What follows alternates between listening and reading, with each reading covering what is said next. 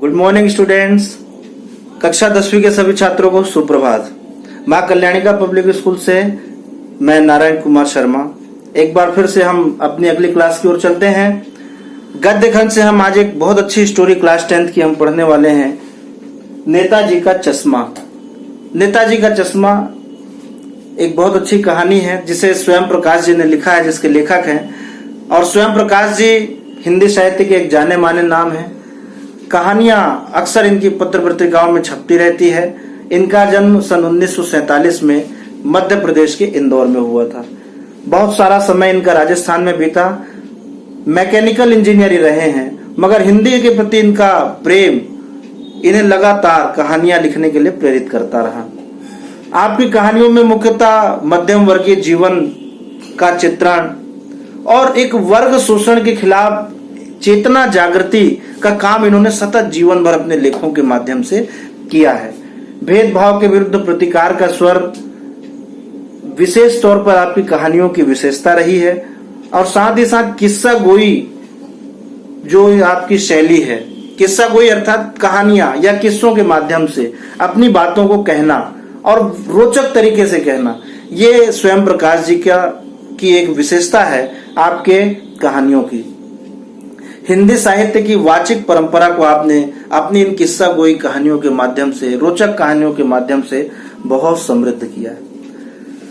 तो चलिए चलते हैं। हमारी जो आज की स्टोरी है, इस कहानी का एक उद्देश्य है। जैसे कि हर एक कहानी का, हमारी स्टोरीज का, हमारे जितने भी सिलेबस में चैप्टर्स हैं, उनका एक उद्देश्य होता है। तो नेताजी का चश्मा। अब नेताजी का अर्थ हम सब जानते हैं, आप समझते होंगे। तुम मुझे खून दो, मैं तुम्हें आजादी दूंगा। जी हाँ, बिल्कुल ठीक समझा आपने।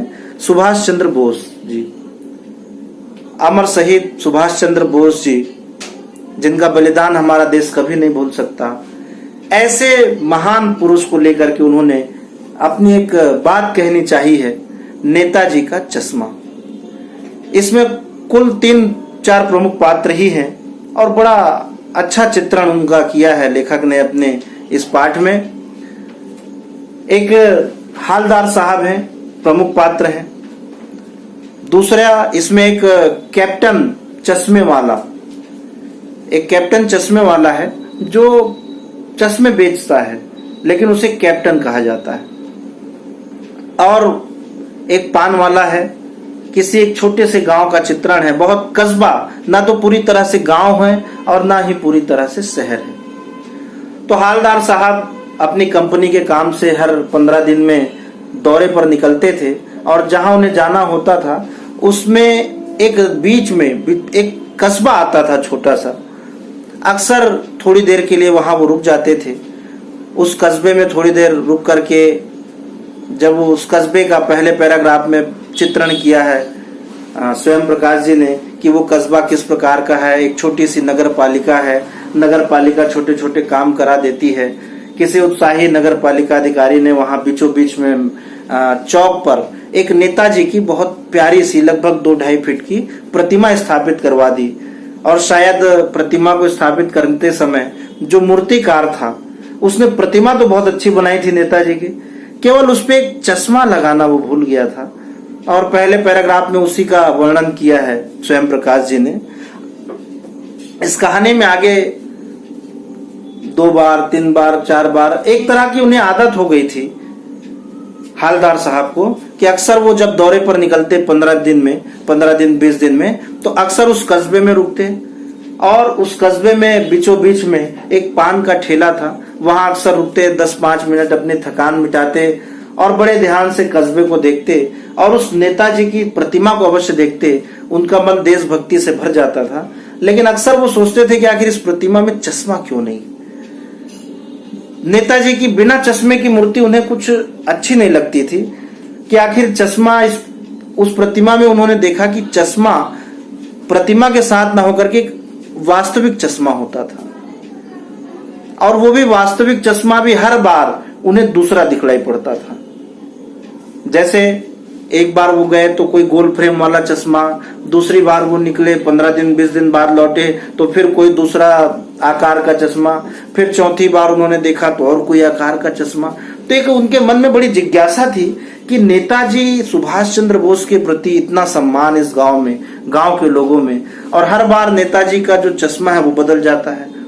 मतलब कितना इस गांव वाले, इस कस्बे के लोग नेताजी को चाहते हैं, और शायद उन्हें नेताजी की बिना चश्मे वाली मूर्ति अच्छी नहीं लगती, इसीलिए हर बार वो एक नया चश्मा उस पर लगा देते हैं।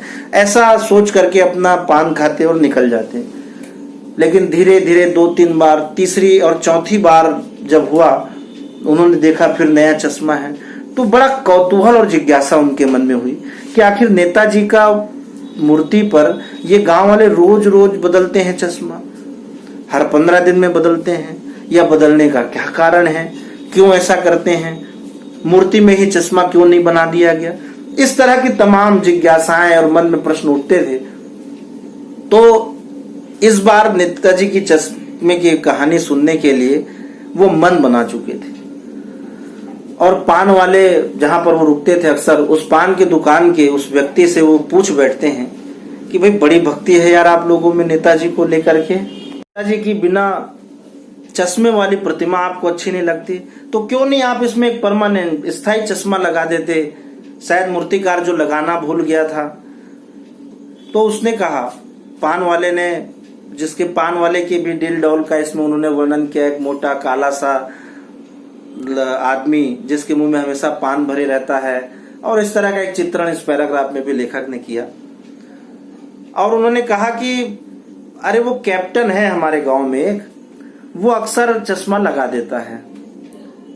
तो लेखक को बड़ी प्रसन्नता, हालदार साहब को बड़ी प्रसन्नता हुई कि इस गांव में चलो नेताजी सुभाष चंद्र बोस का कोई साथी भी है। तो उन्होंने पूछा कि फौज में रहे या नेताजी के साथी हैं वो। एक और जिज्ञासा उनके मन में जो पैदा हो गई थी, उसे भी उन्होंने शांत करना चाहा। तो पान वाले ने बड़े जिस तरह से जवाब दिया वो लेखक को पसंद नहीं आया। लेखक को उसने कहा अपने मुंह से पान थूकते हुए कि अरे वो लंगड़ा है साहब, एक चश्मे वाला है, चश्मा बेचता है, वो कहाँ फौज में जाएगा, अब वो कोई फौजी वौजी नहीं है, फिर आप लोग कैप्टन क्यों कहते हैं। अरे बोले कैप्टन इसलिए कहते हैं कि वो दिन भर नेताजी और देशभक्ति की बातें करता रहता है। लेखक को ये बात, उस व्यक्ति के बारे में तो श्रद्धा जागती है कैप्टन के बारे में, लेकिन उस पान वाले की बात उसे अच्छी नहीं लगती हालदार साहब को। हालदार साहब बड़े निराश हो जाते हैं उसके भावों को जान करके कि हंसी उड़ाई जाती है उसकी चश्मे वाले की। चश्मे वाले को आते भी देखते हैं, बेचारा लंगड़ा है, बड़ा गरीब किस्म का है, रोज चश्मे बेचता है, और वही प्रतिमा में चश्मा चेंज करता है, बदलता है। ये बात लेखक समझ गए थे। लेखक को एक बात तो अच्छी लगी कि चलो एक ग्रामीण अंचल में ऐसे देशभक्ति से भरे हुए लोग हैं, व्यक्ति हैं, लेकिन पान वाले की बात उसे अच्छी नहीं लगती हालदार साहब को। अक्सर वो जाते आते सोचते थे कि क्या होगा उस कौम का जो अपने महापुरुषों का सम्मान नहीं करती, और महापुरुषों तो छोड़ो, जो जिनके मन में देशभक्ति का भाव है उनके प्रति भी कोई हम आदर का भाव नहीं दिखा पाते। ऐसा उनके मन में तमाम विचार आते रहते थे। ऐसे ही समय बीतता गया। अक्सर वो जाते, रुकते, देखते, चश्मे बदलते देखते रहते थे। एक बार जब उनका जाना हुआ तो गांव बंद था, उस कस्बे में कोई नहीं मिला। फिर अगली बार जब वो आए तो उन्होंने उस पान वाले से पूछा कि भाई कहाँ, आपको क्या हालचाल है। तो उन्हें खबर मिलती है कि वो अब बड़ा दुखी होकर के पान वाला उन्हें जानकारी देता है कि वो जो कैप्टन था, जो चश्मे वाला था, वो अब नहीं रहा, उसका देहांत हो गया है।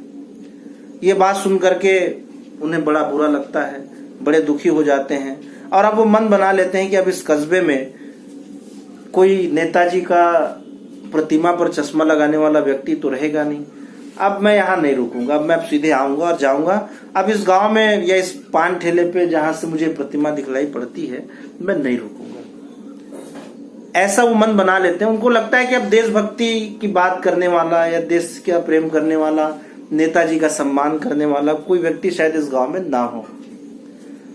कहानी फिर आगे बढ़ती है, और जिसलिए उन्होंने कहानी लिखी, देखिए स्वयं प्रकाश जी ने जिस लिए ये स्टोरी लिखी। अब वो अंतिम में आते हैं, कहानी के अंत में, और अगली बार वो मन बना लेते हैं, ड्राइवर से भी कहते हैं कि अब हम यहाँ नहीं रुकेंगे, इस गांव में बिल्कुल नहीं रुकना है, हम सीधे निकल जाएंगे।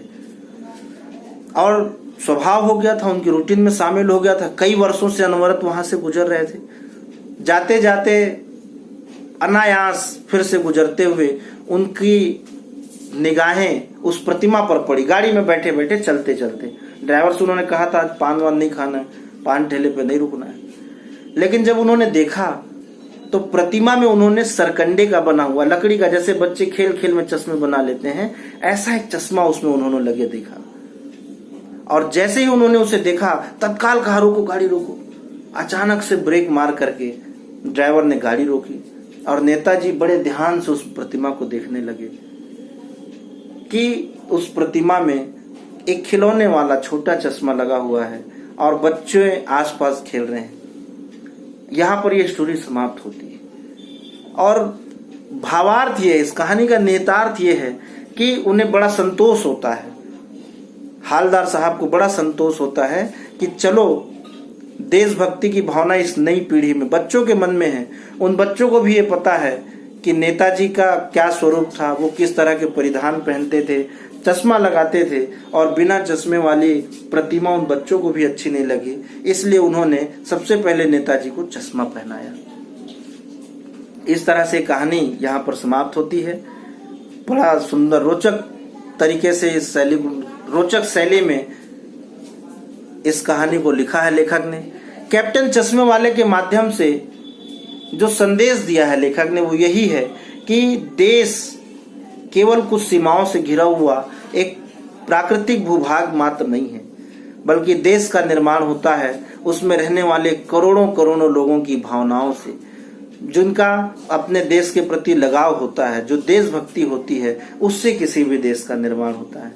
जी हाँ, कैप्टन चश्मे वाले के माध्यम से देश के करोड़ों नागरिकों के योगदान को उन्होंने रेखांकित किया है, जो देश के निर्माण में अपने अपने ढंग से योगदान देते हैं, जो अपने अपने तरीके से देशभक्ति का अपना परिचय देते हैं।